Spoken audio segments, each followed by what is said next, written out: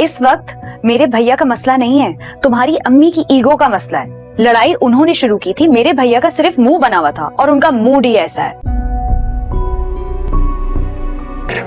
आज तक जो भी होता है हमारी नहीं तुम्हारी मर्जी से होता है। अस्सलाम वालेकुम दोस्तों, आई होप आप सब लोग खैरियत से होंगे। मन्नत मुराद के आने वाले एपिसोड में मन्नत को मुराद की कॉल आती है तो मन्नत कहती है कि मुराद, इस वक्त मेरे भैया का मसला नहीं है, तुम्हारी अम्मी की ईगो का मसला है। लड़ाई उन्होंने शुरू की थी, मेरे भैया का सिर्फ मुंह बना हुआ था, उनका मूड ही ऐसा है। तो मुराद जला बुना कहता है कि उनका मूड ऐसा नहीं है, उनका तो मुंह ही ऐसा है। तो मन्नत कहती है कि बिहेव योरसेल्फ, पहले तुम अपनी अम्मी को मेरे घर दोबारा रिश्ता लेने के लिए भेजो, फिर मेरे भैया को ब्लेम करना। और बाय कहते हुए फोन काट देती है और जैसे ही फोन काट कर पलटती है तो उसकी नजर खिड़की के पास खड़ी भाभी सबीहा पर पड़ती है, जो उसकी तमाम बातें सुन चुकी होती है। तो मन्नत एकदम से दंग रह जाती है। अजरा अतहर और मुराद के कहने पर मुराद के घर मुराद और मन्नत का रिश्ता करवाने के सिलसिले में जाती है। अजरा को देखकर मुराद की माँ और बहनें खड़ी हो जाती हैं और दंग रह जाती हैं। तो अजरा कहती है, मेरे ख्याल से आप लोग मुझे नहीं जानते, मैं मुराद की कुलीग हूँ, उसके साथ ऑफिस में काम करती हूँ, हम बहुत अच्छे दोस्त हैं। और मजीद कहती है,